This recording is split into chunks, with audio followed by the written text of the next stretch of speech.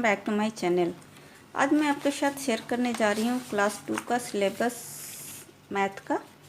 इसका part 1 already मैंने बना के अपलोड कर दिया है। ये पार्ट 2 है। पार्ट 1 में जो चीज़ें कवर हुई थी उसके अलावा जो रह गया था वो इसमें मैं कवर कर रही हूँ।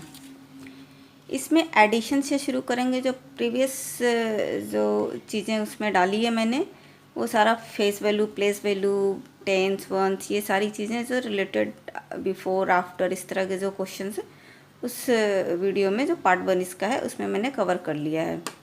ये एडिशन इसमें कवर किया है। इसमें बेसिकली सिर्फ ये मैंने वर्कशीट कोई वैसी बनी नहीं है। ये किस तरह के क्वेश्चंस बच्चों को एग्ज़ाम्स में या क्लास में पढ़ाए जाते हैं उसका सिर्फ एक आपको ओवरव्यू है कि किस तरह से बच्चों को क्वेश्चंस पूछे जाते हैं और उन्हें इस तरह के सम सॉल्व करने आने चाहिए।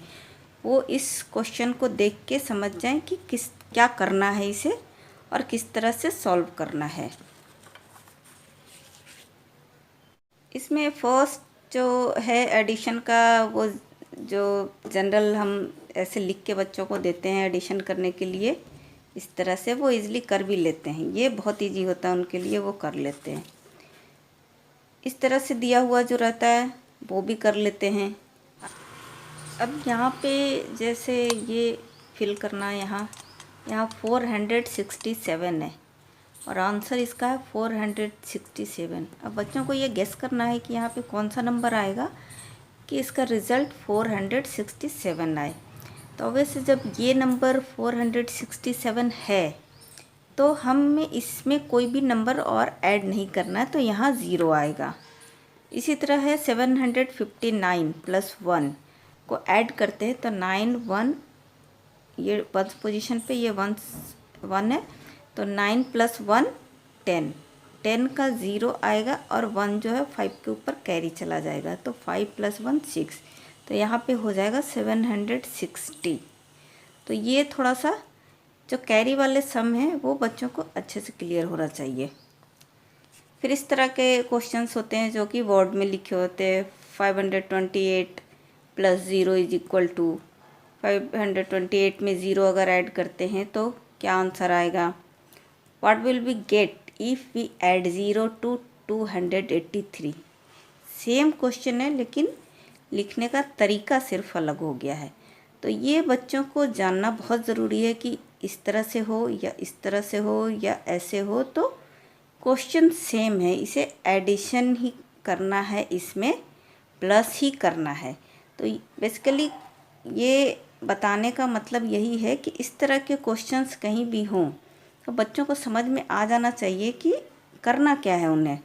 तो आप जब रिवीजन कराएंगे इस तरह के क्वेश्चंस बार बार तो उन्हें आइडिया हो जाएगा कि इस तरह के अगर क्वेश्चंस हैं तो उन्हें करना क्या है और वो पढ़ के आराम से इसको रीड करके कर सकेंगे। जैसे what to be add to 799 to get 800। अब 799 में कितना ऐड करेंगे, क्या ऐड करेंगे कि 800 हो।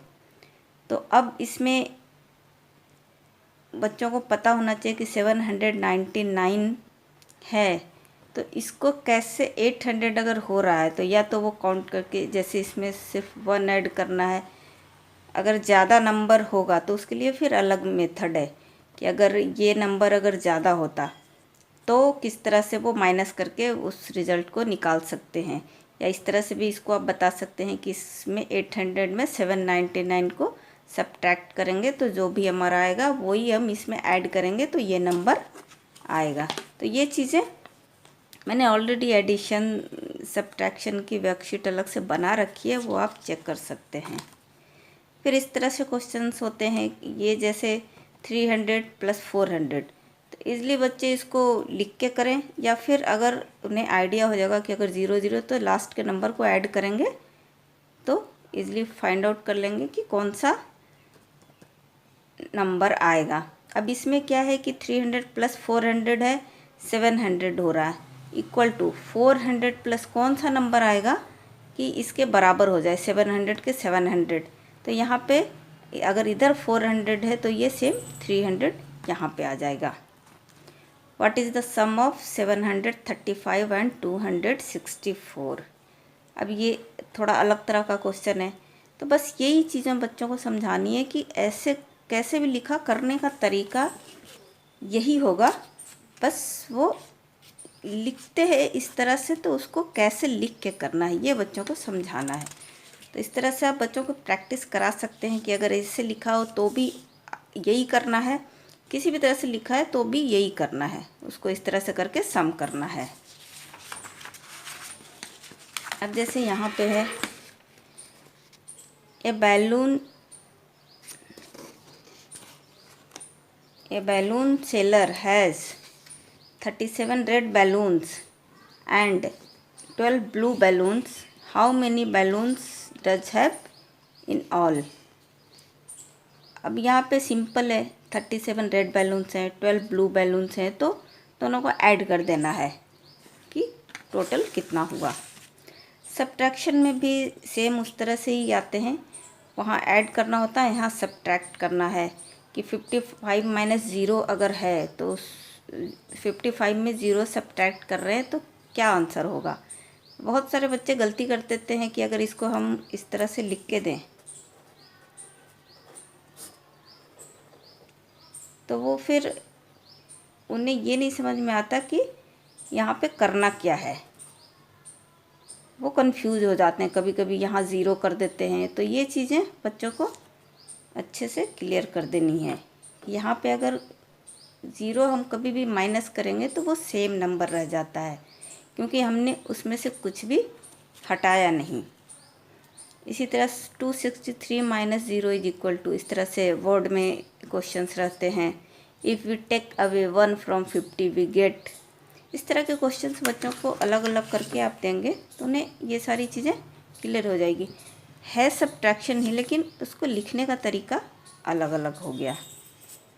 There were 44 flowers in a garden out of which 20 were yellow. How many flowers were not yellow.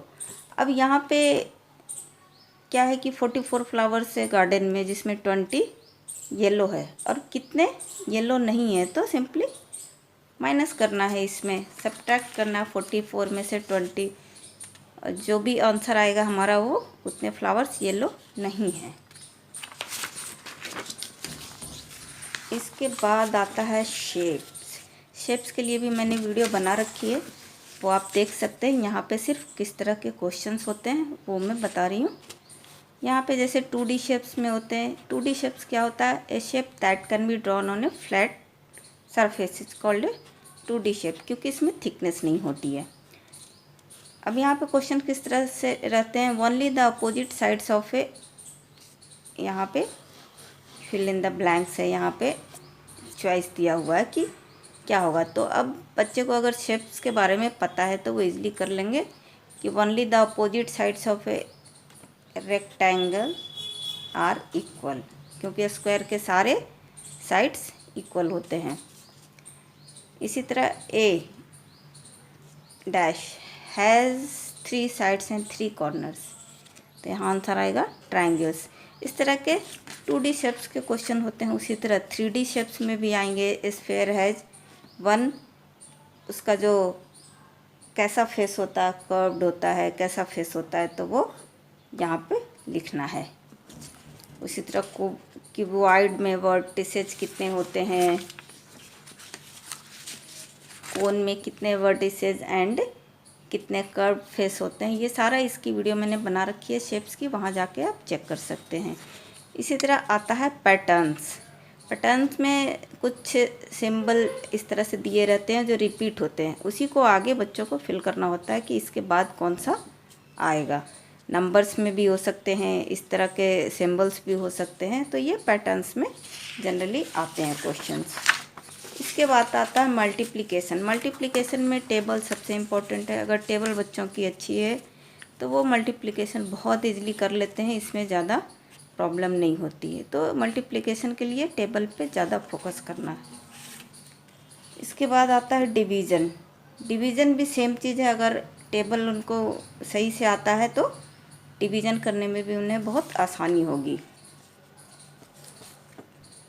ये कुछ एग्जांपल्स इस तरह से दिए हुए हैं, इस तरह से आ सकते हैं, इस तरह से वर्ड में आ सकते हैं। उसको कैसे करना है, सिंपल करने का तरीका इस तरह से होता है। इसकी भी वीडियो मैंने बना रखी है, वो आप वहाँ से चेक कर सकते हैं।